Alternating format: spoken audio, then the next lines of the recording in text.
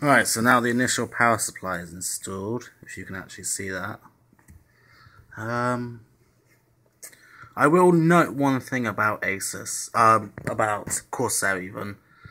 I had a slight miscalculation in some of the parts.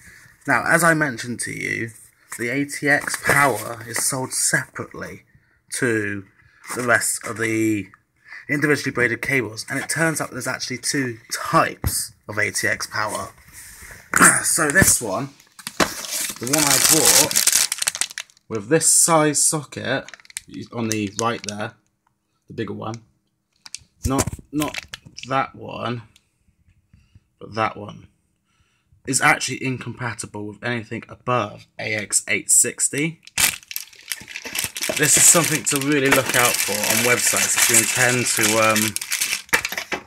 use Corsair's braided cables for yourself. Is that there's two sets, and what you actually want, what's listed commonly, is the AXI edition of the cables. So yes, that is it essentially. And as you can see here, now I've also installed my CPU, and it's getting there. That one is a 6-core, and what I'll be installing for memory is Kingston HyperX, or HyperBeast even. Now these are, I think they are 4 gig per stick, so that's actually 1632. Now that's incorrect, so I know for a fact there's more like 60 gig here. But yes, I got 8 sticks. Oh, 8 sticks of 8, that's what it is. So 8 sticks of 8, 1632, 1632. So there you go, that's what we'll be installing into my computer, into the 8 DIMM slots down there. So now, though, before all of that, I've learnt from many trial and errors that it's best to actually install the water cooler. So that's what I'm going to do now. It's going to be my H100i.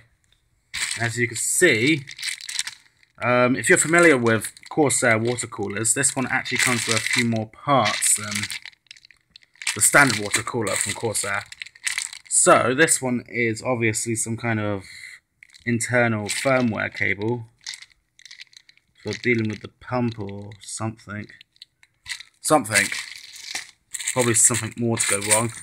There's the screws there. And you got your heat sink. I mean, you got your brackets even. A great thing to note about the Asus Rampage and other motherboards like this one, the X79, is that it actually comes pre-mounted with a bracket, or a plate rather. There you go, see, look at that.